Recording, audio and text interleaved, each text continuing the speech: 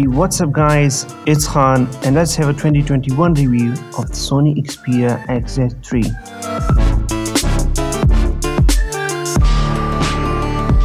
Starting off with the design, the Xperia XZ3 uses Sony's ambient flow design, which is a kind of curved design with a 6 inches curved P-OLED display. The front and back glass on the device are both made of Corning Gorilla Glass 5. Fingerprint scanner is rear mounted and there is no headphone jack. The phone features two front-facing speakers with very good sound quality. Sony had not used OLED panels in their smartphones previously. However, the XZ3 was the first Sony smartphone to come with an OLED panel. It is a 6 inches Quad HD Plus 2880 by 1440 display with a 2:1 aspect ratio, marketed as 18:9. Being a Sony device, it features the Triluminous and X-Reality technology and supports 10-bit color, which means it is certified for the BT 2020 standard and the HDR10 playback. The XZ3 is powered by the Qualcomm Snapdragon 845, coupled with either 4 or 6 gigs of RAM. The device only comes with one internal storage option of 64 gigs with 4 gigs of RAM in most markets. However, it was sold with 64 gigs of storage and 6 gigs of RAM in Taiwan. Talking about the camera, Sony is using the familiar IMX400 sensor in the XZ3 and has the same motion eye camera setup from the XZ2. It has a 19 megapixel f2.0 25mm wide G-lens single camera. Even though single cameras are not a standard nowadays, as phones are working at least 2 to 3 cameras, XZ3 single camera still competes with the newest budget smartphones. Furthermore, one of the more interesting features was and is its shooting 960 frames per second super slow motion video, which is super cool. In 2021, the Sony Xperia Mark IIs and Mark IIIs are still topping the list with shooting 4K at 120 frames per second. The Xperia XZ3 comes with an unremovable 3300 mAh battery. With the XZ3, Sony has abandoned Quick Charge 3.0 in favor of the USB power delivery, but it still includes QNOA adaptive charging, which also allows the device to monitor the cell's electrochemical processes in real time and adjust charging parameters accordingly to minimize cell damage and extend the battery unit's lifespan.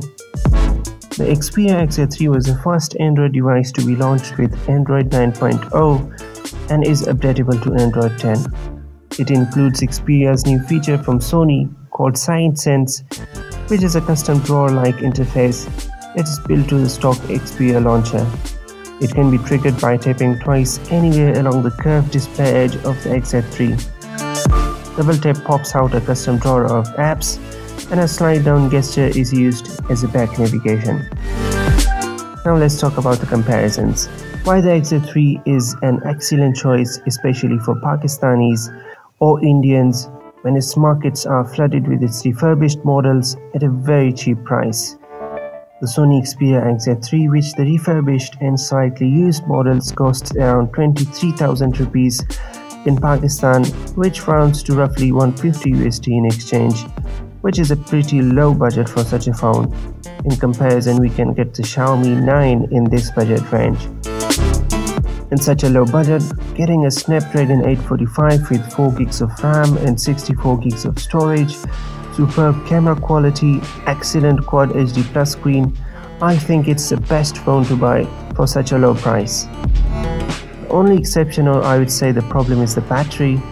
Over time, the last 2 years, we have gotten used to having big batteries like 4000 to 5000 mAh, and the XZ3 has only 3300 mAh, so most of the users would not want to have such a small battery.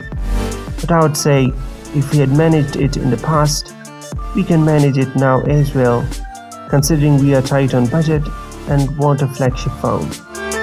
One of the best selling points of XZ3 nowadays is its gaming performance in such a budget range. No other device in this budget can play heavy games as PUBG as smooth as the XZ3, except the Sharp Aquos R2, but again there are a few trade-offs. Even though the R2 is cheaper than the XZ3, Camera performance and battery are the trade-offs here.